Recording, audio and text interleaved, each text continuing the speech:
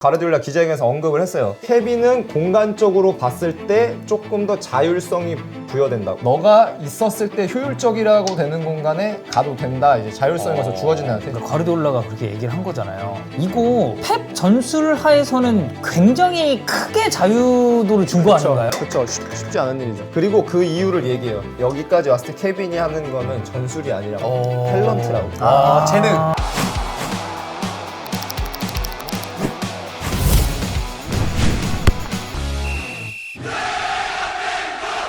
자, 오늘 주제 케빈 더브라이너가 복귀를 했거든요. 그리고 케빈 더브라이너뿐만 아니라 포든 얘기까지 곁들여서 좀 해주신다고 하는데, 일단 지금 상대팀이 주황색이긴 합니다만은 지난 맨체스터 시티와 뉴캐슬의 경기 가지고 이제 복귀를 해주시는 거죠. 그 경기를 사실 저희가 또 이제 입중계를 같이 했잖아요. 네네. 진짜 완전 너무 재밌는 경기.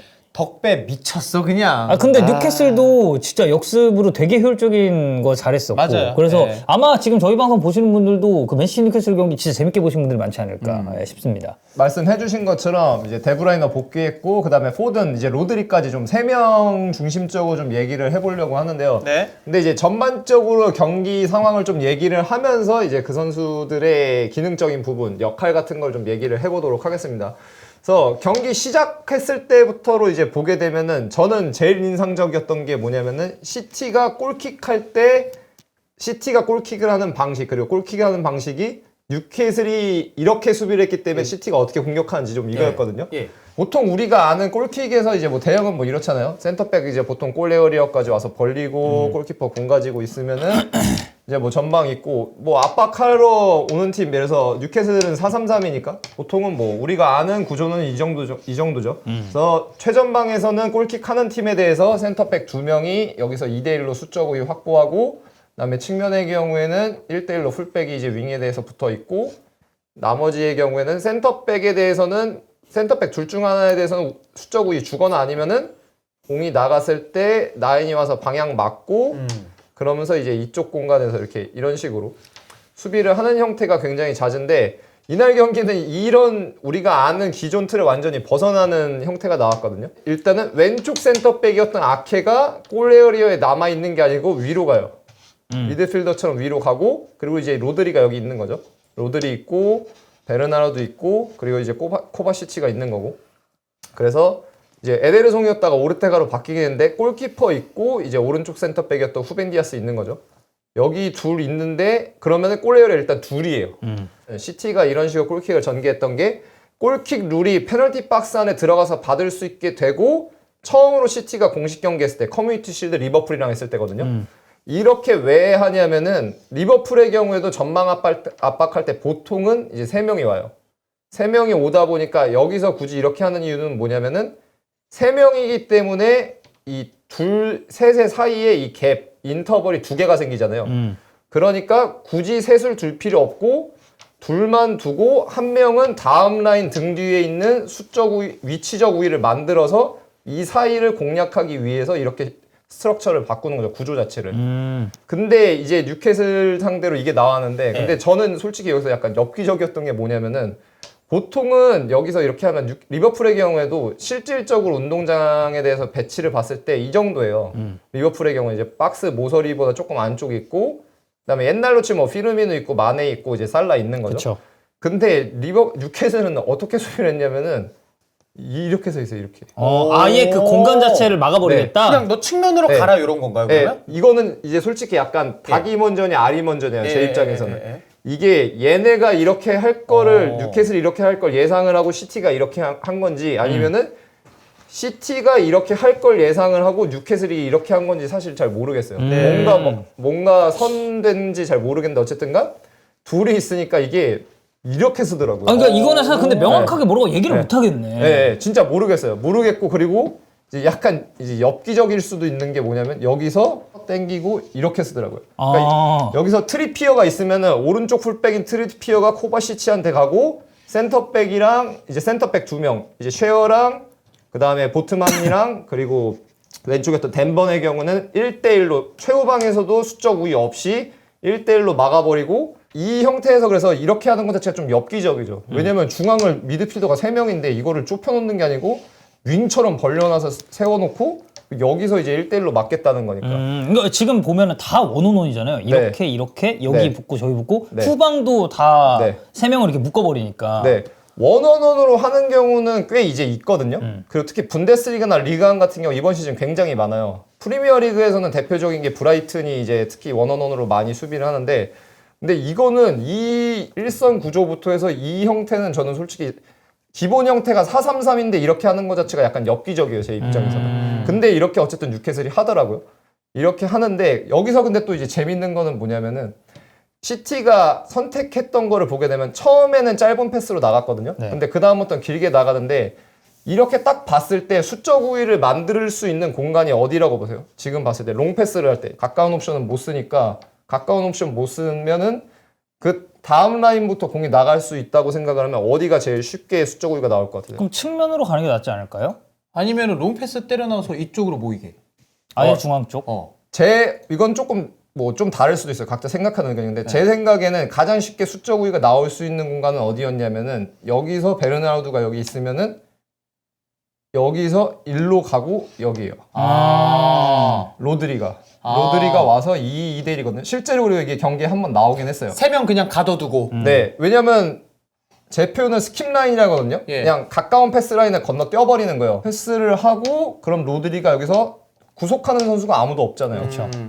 낮은 위치에서 올라와야 되기 때문에 바로 오게 되면은 여기서 곧바로 2대1이 나올 수가 있는 거죠. 실제로 이런 상황이 나왔는데 근데 또 이게 한 번 하고 이걸 반복해서 하지는 않았거든요. 근데 반복해서 하지 않은 거에 대해서 제가 생각하는 것도 뭐가 있냐면은 문제는 베르나르도랑 여기서 만약에 경합을 시켰을 때 여기서 경합을 시키게 되면은 베르나르도가 그럼 졌을 때가 문제가 되는 거예요. 그러니까 네, 못 땄을 때 못 따면은 근데 그럼 어떻게 돼요? 바로 이쪽이 못 수적 따면 우위죠. 옵사이드 없고 이 세 명에서 여기로 나오는 거예요. 그러니까 이 옵션을 안 가고 굳이 맨 앞 옵션으로 가더라고요. 확률은 떨어지지만. 그러니까 여기서 저는 그러니까 이게 보면서 온갖 이 방금 얘기한 게 온갖 생각이 다는 거예요. 네네. 여기서 했을 때 이걸 하면 되는데 근데 뺏겼을 때 만약에 못 따면은 수비 전환하는데 문제가 되니까 이걸 이렇게 또 안 하는구나.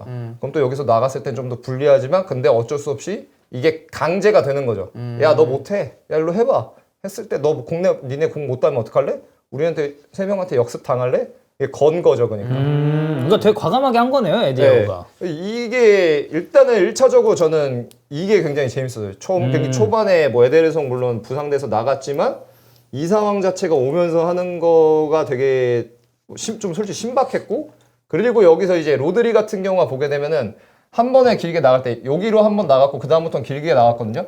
근데 그래도 길게 나갔을 때 시티가 공을 따낼 수 있었던 상황을 보게 되면은 로드리 같은 경우가 여기서 세컨드 플레이 상황으로 합류하는 속도가 엄청 빨라요. 여기서 2대1 나오는 경우, 그 다음에 여기서 넘어갔을 때 여기서 받고 여기서까지 오는 경우. 그래서 뉴캐슬이 이제 수비를 할 때 다시 이제 백라인을 구축을 하겠죠. 넘어왔으면은 백라인 넘어오게 되면은 순간적으로 해서 4대6 상황까지 나오는 경우도 몇 번 있었어요. 한 번에 전방 네. 지역으로 이제 뿌려졌을 때. 네, 그러니까 이거는 분명히 예상을 한 거예요. 얘네 압박 분명히 전방에다가 무게중심 많이 놓고 할 거니까 세컨볼 넘어왔을 때 합류 무조건 빠르게 해라. 그러면 이제 4대6까지 이제 와서 밀고 들어가는 거죠. 골까지는 안 들어갔지만. 그러니까 이게 전방에서 한 번에 선택했을 때, 그러니까 이게 경기 중에는 그냥 보면은 에데르송이 빠지는 변수가 있었잖아요. 네. 근데 그렇게 보면, 그럼 여기 후방에서 오르테가가 이날 차는 거 보니까 약간 퀄리티 차이가 사실 있잖아요. 있죠. 에데르송이랑. 그래서 이제 후벤 디아스가 여기로 내려가서 네. 이제 이거를 같이 도와주는데 네. 그냥 단순하게 이 시각적인 것만 놓고 봤을 때는 오르테가가 확실히 키나 이런 게 너무 떨어지니 네. 그냥 옆에 두고 이런 식으로 네. 처리를 하게끔 하는구나라고만 네. 이제 생각을 하는 경우가 많은데 네. 실제로 안에서 봤을 때는 이런 류의 수싸움이 네. 이제 좀 있었다라는 네, 거잖아요. 제 생각에는 에데르송이 있었어도 똑같이 했어요. 구조적인 거니까 전술적 상황에 의한 거니까. 그리고 이제 골킥 같은 경우는 말씀을 드렸고 이제는 좀 더 본격적으로 뭐 예. 로드리나 뭐 포든 그리고 이제 데브라이너 얘기를 해보려고 하는데요. 그래서 주된 이제 경기 중에 이제 주되게 벌어졌던 상황은 이 상황이죠. 미디엄 블록 정도로 이제 돼서 뉴캐슬이 수비 진영 갖춰놓고 시티가 이제 골키퍼 제외하고는 경기장 4분의 1 넘어와서 경기하는 상황이었는데 이 상황 이제 놓고 좀 얘기를 해보겠습니다. 이제 아케 왼쪽 센터백이 있고요. 그 다음에 오른쪽 후벤 디아스 있고 로드리, 코바시치, 그리고 여기 이제 등 뒤에 베르나르도 실바. 네, 여기 등 뒤에 이제 베르나르도 실바 같은 경우는 조금 약간 자유롭게 움직이는 건 있었는데 베르나르도 실바가 이제 반라인이라고 보시면 될 것 같아요. 여기 있다가 나타나고 여기 있다가 나타나고 이제 이런 형태였는데 헐리안 알바레스 있고 이제 도쿠 있고 포든 있고 이제 좌우에는 이제 그바르디올 이거 워커 있었던 거죠. 네. 근데 보게 되면은 제가 저번에도 한번 말씀을 드렸지만 뉴캐슬은 수비하는 형태 자체가 조금 독특해요. 보통은 공격 때 4-3-3을 하면은 수비 중면에서 4-1-4-1이거든요. 근데 뉴캐슬은 이제 플랫이에요. 미들이. 그냥 아예 4-5-1 형태로. 네, 미들이 일자로 서버리고 그래서 보통은 가장 경기를 보면은 눈에 띄게 드러나는 특징이 뭐냐면은 상대 6번을 뉴캐슬의 6번인 브루노 기마랑이스가 막아요. 원래 이 선수 네. 자체가 3선 나와도 전진성이 엄청 많은 네. 선수기도 하고. 네. 원래는 그리고 막 2선으로 나오는 경우도 꽤 많았었죠. 네. 브라질 때부터 돌아보게 되면은. 그러다 보니까 1선이랑 2선이 끌려 나오고 3선과 2선 사이 공간이 벌어지면서 이 사이 공간에서 상대에게 플레이를 허용하는 경우가 많아요. 이 사이에서. 예. 이번 경기에서도 사실 크게 다르지는 않았어요. 크게 다르지는 않았는데 이제 특이점이 있었던 거는 결국에는 뭐냐면 이제 시티 쪽에는 이 사이 공간을 줬을 때 이제 퀄리티가 좀 더 있는 거죠. 그걸 이제 좀 설명을 해볼게요. 원톱일 경우에 특히 백포에서 가져갈 수 있는 기본적인 가장 큰 우위는 뭐냐면 여기서 나오는 2대1이거든요. 그렇죠. 센터백 둘 대 상대 원톱 공격수 하나. 네. 공을 가지고 만약에 전진을 해서 한 명이 이제 상대 포워드가 끌려오게 되면은 여기서 2대1 상황이 나오기 때문에 패스를 하면은 이 사람은 이제 완전히 프리 상태로 올 수가 있고 이 센터백이 그러면은 미드필더 중에 한 명을 점프하게 만들었을 때 끌어당기게 되면은 여기서 대각선으로 서 있게 되면 여기서 이제 2대1이 나올 수가 있는 거죠. 그러면서 자연스럽게 돌아서게 된다면은 바로 백라인까지 마주할 수 있는 거고.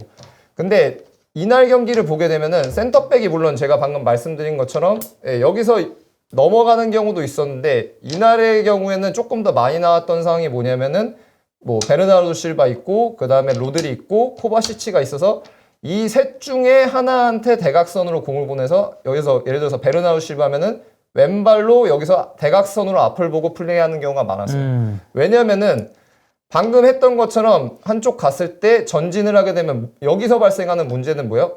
트랜지션이 발생했을 때 여기서 원원원이에요. 네. 그러니까 여기서- 좀 리스크가 크다는 거죠. 네, 여기서 원원원이 되니까 이날 경기를 보게 되면은 센터백은 이제 2대1 상황을 그대로 놓고 공을 뺏겼을 때도 이제 2대1로 대응을 할 수 있게끔 장치를 어느 정도 해놓는 모습이 보였고 대신에 방금 우리가 봤던 것처럼 계속 대각선으로 공을 잡아요. 베르나르도 실바의 경우는 이렇게 왼발잡이니까 이쪽으로 대각선으로 공을 보고 잡고 혹은 코바시치의 경우는 여기 있으면은 여기서 오른발로 또 대각선으로 공을 보고 잡는 거죠. 아, 그럼 약간 이 둘이 결국 좀 비슷한 네. 느낌으로 공 잡아놓고 네. 반대 대각선을 좀 보고 있었다는 얘기네요. 네, 그리고 이 로드리의 포지션을 자세히 이제 보셔야 되는 게 뭐냐면은 이 둘 중에 하나가 이렇게 왼발 혹은 오른발로 대각선을 공을 잡았을 때 보게 되면 로드리는 항상 지금 이제 공간이 좁잖아요. 네. 좁게 서 있는데 좁게 서 있지만 이렇게 서 있는 경우가 없어요. 항상 사이에 서 있어요. 아. 수비들 사이. 예. 예. 사이에 서 있으면은 예. 저희가 이건 이미 많이 얘기했지만 시야 사각지대 몸 방향을 생각해 보세요. 이렇게 보이지 않는 선을 그은다고 생각하면 아, 로드리가 시야. 안 보이는 곳이네. 예, 이렇게 서 있는 거죠. 그러니까 예를 들어서 지금 코바치치가 잡았을 때는 여기가 시선이 이렇게 하니까 이렇게고 네. 베르나르도 실바가 봤을 네. 때는 이 수비수가 이쪽 바라보니까 이렇게 가고. 네. 아. 이것도 제가 이제 많이 예. 쓰는 표현이라서 다들 기억을 하시는 예. 분도 계실 텐데 공을 막는 수비의 등 뒤에 있는 거예요. 그러면 거기서 몇 대 몇이 오는 거예요. 계속 여기서 2대1. 2대1이 오는 거죠. 여기서 받으면은 이제 그때 오면 늦게 되는 거예요. 예. 왜냐하면은 저희 그 카타르 중계할 때 제가 얘기했잖아요. 크로스 올라올 때 일부러 얘 지역 방어 범위에 있는 거라고. 아. 그럼 얘가 못 오니까. 그쵸. 이거 얘 지역 방어 범위인데 내가 이렇게 가서 붙을 수 없잖아요. 네. 그러니까 얘한테 고민을 하게 하는 거거든요. 그러니까 로드리가 공 가졌을 때 포지션을 보시면은 계속 이렇게 서 있어요. 이 사이. 근데 이제 엄청 디테일이죠. 왜? 예. 매 순간 상황 인식하고 거기에 대해서 보고 사이 가니까. 그리고 여기서 이제 로드리 같은 경우가 앞을 보고 공을 가졌을 때 특히 이날 경기에서 이제 굉장히 많이 드러났던 게 이거보다 이제 로우 블록이었을 때도 마찬가지였지만 조금 더 이제 간격이 좁아졌을 때 마찬가지지만 포든이랑 이제 엮이는 부분이거든요. 예. 포든이랑 이제 로드리가 엮이는 부분인데 포든은 기본적으로 상대 2선의 등 뒤에서 움직여요. 등 뒤에서 움직이는데 보통은 이제 미드필더 중앙 3명 이 세 명의 사이에서 이제 공을 받는 네, 경우가 네, 많죠. 네. 로드리가 이 둘한테 공이 넘어가려면 보통 뉴캐슬은 어느 정도냐면 공이 있으면은 이 정도로 좁혀요. 아예 그냥 네. 그 사이 나갈 수 네. 있는 공간 자체를 차단하는 느낌이죠. 네, 예를 들어서 코바시치랑 베르나르도가 좌우가 바뀌어서 베르나르도가 공을 가지고 이제 앞으로 드리블을 할 때가 있거든요. 그러면은 이게 다 넘어와서 이 5명이 경기장 절반에 있어요. 아까 그 박스 근처에서 수비할 때 느낌이랑 비슷한 거네요, 네. 그럼? 등 뒤를 절대 안 주겠다는 거죠, 이건. 오. 근데 로드리 같은 경우는 이제 이걸 어떻게 하냐면 본인한테 공이 있으면은 대각선 안으로 오른발로 드리블을 해요. 네. 그리고 어디로 드리블 하냐 이것도 마찬가지인데 얘네 이 공간이 될 수도 있고 이 공간이 될 수도 있는데 이 사이 공간으로 드리블을 해요. 그러니까 드리블하는 타겟이 정해져 있는데 보통은 둘 중 하나거든요. 수비한테 드리블해서 그 수비가 당겨져 나오면은 그 수비의 등 뒤로 가는 거예요. 그게 근데 아니고 이런 식으로 공간 자체가 좁혀서 지역 방어가 촘촘하게 돼 있을 때는 어떻게 하냐면은 공간으로 해요. 선수와 선수 사이 공간. 그래서 선수와 선수 사이 공간으로 해서 먼저 오는 놈의 등 뒤로 넘어가는 거예요. 근데 로드리 같은 경우가 이게 진짜 극강이에요. 극강. 그러니까 제가 이날 경기 보면서 진짜 4-5-1로 두 줄 수비하고 네. 블록도 굉장히 좁고 오히려 측면을 주는 느낌을 많이 줬는데 네. 신기할 정도로 롱패스를 때려가지고 여기에서 원온원 뭐 거는 장면도 있긴 했지만 네. 그 장면보다 네. 어떻게든 좁은 지역으로 패스를 그 사이로 계속 넣더라고요. 네. 이런 건 다 의도다. 그리고 네. 그 지역 방어할 때 수비 선수들의 경우 제일 어려움을 크게 느끼는 게 그 잘하는 공격수들이 하는 포인트 중에 하나가 내가 가야 되는지 아니면 얘가 가야 되는지 그 애매한 공간으로 치고 나올 맞아요. 때가 네. 굉장히 많다 하거든요. 네가 가 내가 가 이게 되니까. 그래서 예전에 네. 형일이 형이 그랬잖아. K리그 올스타전 할 때 메시가 뛰어오는데 이게 내 마크인지 얘 마크인지가 너무 헷갈려서 네. 뛰쳐나가면 재채워질 것 같고 네. 여기 있자니 계속 라인 물을 수밖에 없고 이런 거였는데 사실 로드리도 어쨌든 사이 공간으로 이거를 되게 네. 잘하다 보니까 여기서 상대하는 입장에서 혼란이 조금 올 수도 있지 않았을까. 네. 그래서 로드리가 월드컵 전에 스페인 대표팀 센터백으로 나온 적도 있거든요. 맞아요. 그때도 그렇고 보게 되면은 저도 이번 경기에서 좀 다시 느꼈어요. 왜냐면은 로우 블록 했을 때 같은 경우는 공간이 아예 완전히 좁아져 있잖아요. 다 내려가서 하면은 이게 완전히 이제 좁아져 있는 상태인데 이 상태에서도 엄청나게 다 밀집되어 있는 상태에서도 기어코 한 명 끌어대요. 좁은 공간에서 드리블해서 기술적으로 뛰쳐나오면 이 대각선을 그냥 아웃사이드로 집어넣어버려요. 그러니까 뉴캐슬 선수들도 알아요. 근데 어떻게든 참고 하는데 로드리가 그쪽으로 네. 드리블 치니까 안 붙을 네. 수는 없고. 그리고 그래서 이날 경기 딱 보면은 네. 막 그런 거 있잖아. 측면 보면 되게 와이드해. 공간도 많아. 맞아. 근데 시티가 계속 중앙 네. 지역으로 이거를 볼을 우겨 넣거든요. 네. 근데 이게 봤을 때는 약간 좀 답답할 수 있죠. 아니 저기 사람도 많은데. 그래서 그 채팅창에 그 얘기 많이 나왔습니다. 이거 애무 축구 아니냐. 그치. 계속 넣었다. 아니 근데 보기에 그렇지 그래. 않아. 이렇게 왜냐면 보이죠? 그냥 크게 여기 때려놓으면 되는데 왔다 갔다만 하니까. 근데 이제 이게 어쨌든 그런 디테일적으로 다 잡혀있는 전술적 의도였다. 네. 그리고 굳이 중앙을 고집하는 이유는 뭐냐면 중앙으로 여기서 넘어가야 얘네가 어떻게 돼요? 얘네가 가운데로 뭉치고 그때 사이드로 나가는 거예요. 그래서 좀 그때 사이드로 더 나가는 이쪽 거예요. 공간을 더 이렇게 네. 활용할 수 있게끔. 네. 그걸 이제 저는 일할 때 인아웃이라고 하는데 중앙으로 넣고 인으로 넣어서 뭉치면 그때 사이드로 나가는 거예요. 근데 이제 그러니까 수비 입장에서는 중앙을 우선적으로 막을 수밖에 없는 거고 공격 입장에서는 계속해서 중앙을 먼저 공격하려고 하는 거죠. 로드리 보시면 이렇게 드리블 하잖아요. 안 나오잖아요. 안 나오면 그냥 줘버려요. 안 나오면 줘버리고 여기서 와서 뒤로 가서 또 반대로 가요. 또 여기서 와서 뭐 베르나르도 실바가 또 하잖아요. 또 하면은 뭐 로드리만 한 건 아니니까 베르나르도 실바 하고 여기서 끌려 나오면 로드리한테 주고 여기서 바로 뒷공간으로. 네, 딱딱 넘어가면 등 뒤에 누가 있는 거예요? 포든이 있는 거죠. 그리고 이제 포든 얘기를 좀 해보자면은 네. 이제 로드리랑 뭐 베르나르도 실바 그리고 코바시치 이 셋이 유닛으로 해서 이 상황까지 만드는데 로드리 방금 제가 드리블 하는 거에 대해서 이제 포지셔닝이나 이런 게 디테일인데 네. 포든의 경우는 똑같이 디테일이 있거든요. 뭘 보시면 되냐면은 그러니까 얘랑 이 3선이랑 2선 라인이 있잖아요. 요거를 보이지 않게 바둑판처럼 이렇게 아까 저희가 바둑 얘기했지만 이걸 이렇게 절반으로 나눈다고 생각해도 돼요. 네. 이걸 절반으로 나누면은 포드는 이 절반의 위에 있는 경우가 거의 없어요. 절반의 밑에 있어요. 그러니까 조금 더 미드필더 진영 쪽에 붙어 있는 거네요. 아까 그러면? 저희가 했던 얘기랑 똑같은 거예요. 네. 지역 방어로 범위로 볼게요. 이 선을 이렇게 나눠놨을 때 네. 지역 방어로 나눠놨을 때 이 절반 밑은 백라인 범위예요. 이 절반 위는 근데 얘네의 범위예요. 근데 로드리, 코바시치, 베르나르도 실바가 공을 순환을 시키니까 얘네 이선이 수비를 해야 되는 대상은 얘네가 되는 거죠.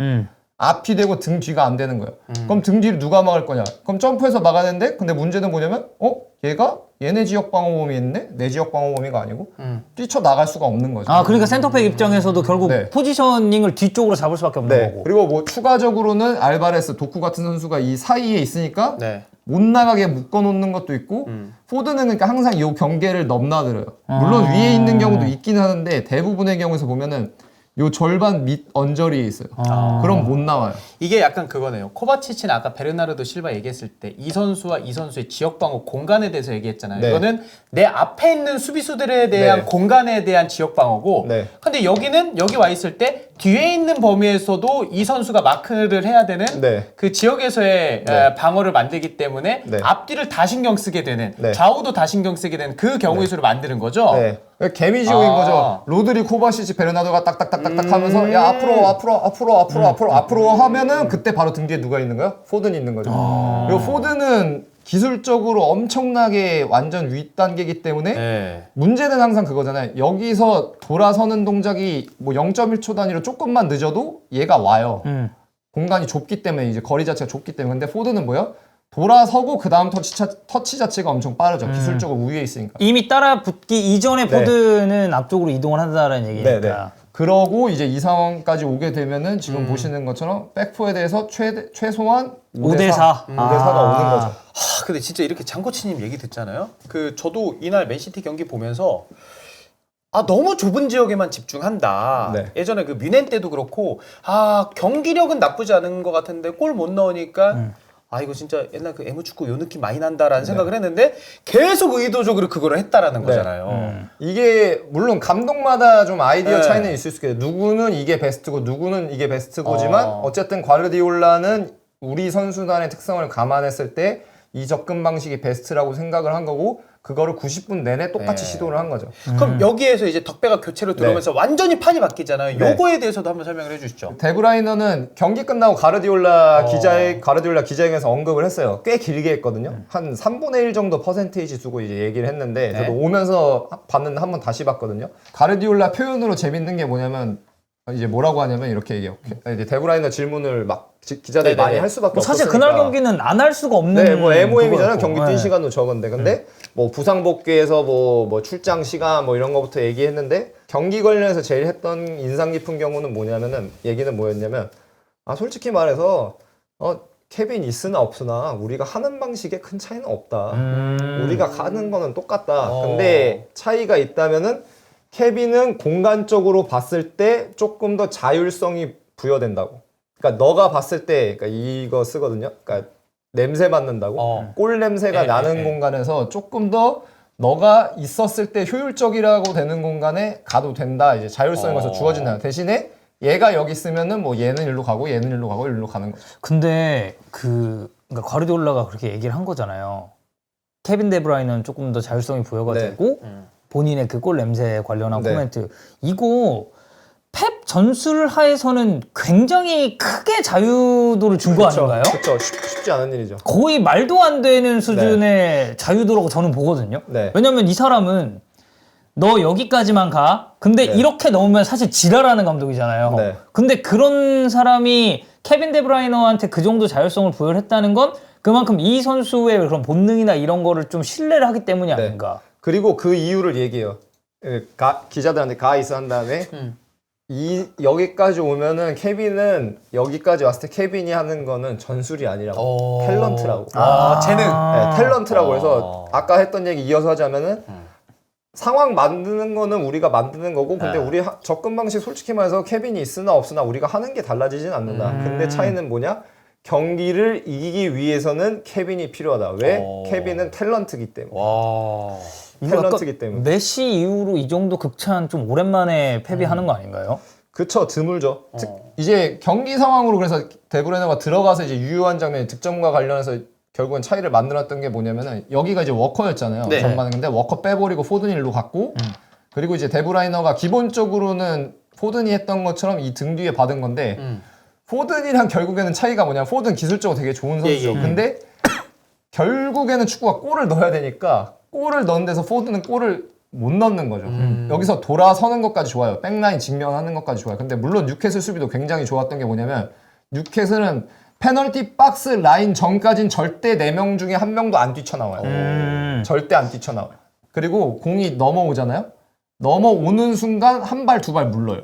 아예. 네, 왜냐면 고정이 되면은 어디가 열려요? 고정이 되는 순간 뒷공간으로 넘어갈 수가 있잖아요. 예. 근데 보면은 그래서 뉴캐슬도 수비를 굉장히 잘한 게 넘어오는 순간 자세히 보시면은 넘어오는 순간 바로 한 발 물러요. 결국 이것도 골키퍼 앞 공간에 대한 최소화를 하려고 부르는 거네요. 네, 뒷공간 덜 주려고. 네, 그리고 네. 페널티 박스까지 왔을 때는 이제 공 가진 선수에 대해서 어느 정도 달려들어요. 왜? 여기서 슛을 할 수 있으니까.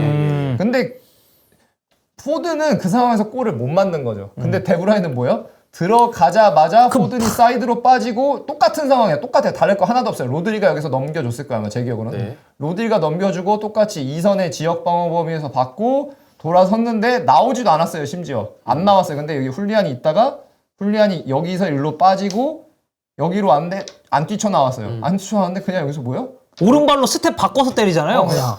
안 나와? 맞아. 골 하고 집어 넣어버려. 아니 분명 왼발로 때려야 되는 건데 골이에요 그냥. 자세 바꾸더니 오른발로 그 밸런스에서 말도 안 되는 정확도로 때려 넣으니까. 아니 그리고 그게 막 진짜 그런 막 진짜 정광석화 같은 레이저 슈팅도 아니야. 네. 딱 그 골대 그 빈 공간 하나 네. 들어가야 되는 그 공간. 그리고 심지어 다리 사이 아니었나 수비도? 네 맞을 거예요. 그러니까 저는 가끔 푸스카스 진짜 멋진 아크로바틱한 골 있잖아요. 그런 네. 것도 진짜 받을 만한데 네. 디테일하게 보면 저는 그런 더브라이너의 중거리 슈팅 같은 것도 네. 진짜 고난도 아무도 못하는 슛이라고 생각을 하거든요. 왜냐면은 저희 계속 얘기하면 이게 뛰쳐 나와야 돼요. 보통은 뛰쳐 나와요. 뛰쳐 나오면은 여기서 패스가 들어가든지 아니면 뛰쳐 나왔으니까 여기서 벗겨내고 이 공간으로 가는 건데 안 뛰쳐 나온다니까요. 안 나와? 안 나와도 난 넣어. 이거 넣어버리는 거야. 그리고 이게 이제 펩이 말하는 탤런트. 네, 탤런트죠. 그 과르디올라가 쓰는 영어 표현 클리니컬하다고. 클리니컬. 네, 클리니컬. 굉장히 능숙하고 기술적이다. 그러니까 골을 넣을 수 있는 상황이 왔을 때 넣는다. 그리고 두 번째 골도 이거잖아요. 두 번째 골은 또 재밌는 게 아까 저희가 얘기했던 거 자율성을 좀 준다 그랬잖아요. 자유도를 줘서 이제 막판 갔을 경우에 이제 보게 되면 로드리가 여기 있었는데 데브라이너가 일로 오고 로드리가 일로 가요. 네. 로드리가 일로 간데 그러니까 이것도 무서운 거죠. 뭐예요? 여기 있으면 이제 6번이잖아요. 예. 그쵸. 앞을 보고 계속 플레이를 할 수가 있잖아요. 대신에 골대와의 거리는 멀어지는 거고. 근데 여기서도 뭐예요? 앞을 보고 하니까 이제 이 등 뒤로 안 넣고 뭐 한 거예요, 그냥? 패스 한 방. 빵, 땅. 진짜 덕배 대단하다. 네. 아니 뭐 그 전에 이제 그 마지막 골 같은 경우는 오스카르 네 그것도 되게 이제 라크로케타라고. 말도 안 되는 걸로 네. 골키퍼 제치고 넣었으니까. 맞아요. 네. 근데 이제 이 패스가 나간 거에 대한 케빈 데브라이너의 능력도 역시 이제 그 신은 의심하는 게 아닌가. 예. 그래서 저는 이 경기 요약은 과르디올라가 사실 딱 해줬다고 생각해요. 저희가 뭐 제가 막 길게 어쩌고저쩌고 설명을 하긴 했지만 데브라이너 들어오면 포지션 자유 준다. 그래서 6번도 했다가 8번도 했다는 건데 8번 했을 때 한 골 넣고 6번 했을 때 어시스트 하나 하고 어시스트 하나 하고 그러고 경기 그냥 셋된 거죠. 아니 그 저희가 리그 이제 아스날 뭐 연패 분위기 있어도 그래도 프리미어리그 우승 향방 좀 가야 된다 네. 했을 때 뭐 해외 패널도 그렇고 우리도 그렇고 아 그래도 맨시티다 펩이 있다 그리고 덕배 돌아왔다 얘기했잖아요. 우리 당장 저번 주에 얘기했잖아요. 저번 주였나? 그 우승 관련해가지고. 근데 또 이렇게 분석 보잖아. 맨시티가 맞아. 덕배 돌아온 거 그리고 펩이 감독인 거 야 이거 너무 크다. 그리고 사람들이 이제 괜히 하는 말이 아닌 게 이제 데브라이너 왔죠. 근데 여기 이제 혼란이 들어오면 이제 이런 느낌의 골을 더 잘 받아먹을 수 있는 거 그것도 혼란이니까. 그러니까. 네. 그 과르디올라 그런 얘기도 해요. 이제 케빈이 공 가졌을 때 케빈이 있으면 러너들이 필요하다고. 근데 이제 여러 선수 얘기를 하는데 뭐 훌리안 뭐 에얼링 한데 뭐 에얼링이 아무래도 제일 메인인 거죠. 재밌네요. 재밌네요. 사실 더브라이너 얘기 그리고 포든 얘기 그리고 보브 얘기를 이번 주에도 한두 번 했었을 거예요. 워낙에 이제 임팩트 있는 경기니까. 근데 네. 또 이렇게 전술 분석하니까 또 다른 내용이 들리네. 역시 스파토이의 시선. 와 여기 스켈레톤의 시선. 네, 대단했다. 스켈레톤 코치. 네. 와. 뭐 경기를 다시 보시지는 않겠지만 네. 혹시 만약에 다시 보신다면 보세요. 똑같아요. 포든 여기 있거든요. 네. 근데 포든은 여기서 돌아서는 거 하고 포든도 잘했어요. 근데 데브라이너 차이가 뭐예요? 여기서 그냥 한 번 왔는데 돌아서서 패스 슛까지 되는. 네, 그냥 넣어버리는 거예요. 그러니까 저런 분 저도 모르게 이제 존칭을 아, 쓰잖아요. 네, 해야죠. 네, 저보다 어린 친구인데. 썰이죠, 썰. 네, 진짜. 네. 이제 그러니까 이런 분한테도 이제 과르디올라 같은 감독이 이제 자유도를 부여를 하는 이 정도 거고. 되니까 과르디올라한테 셧업 하는 수 아, 그치. 그러니까 과르디올라한테 닥치라고 할 수 있는 거야. 셧업 할 수 있는 거죠. 네. 아, 대단하다. 자, 아무튼 오늘 목요부 장코치의 시선, 케빈 더브라이너 그리고 맨시티 이야기까지 해봤습니다. 오늘 1월 18일에 진행을 했던 목요부 히폰 라이브는 오늘은 여기까지 하도록 하겠습니다, 여러분. 감사합니다. 안녕. 감사합니다. 다음 주에 봐요.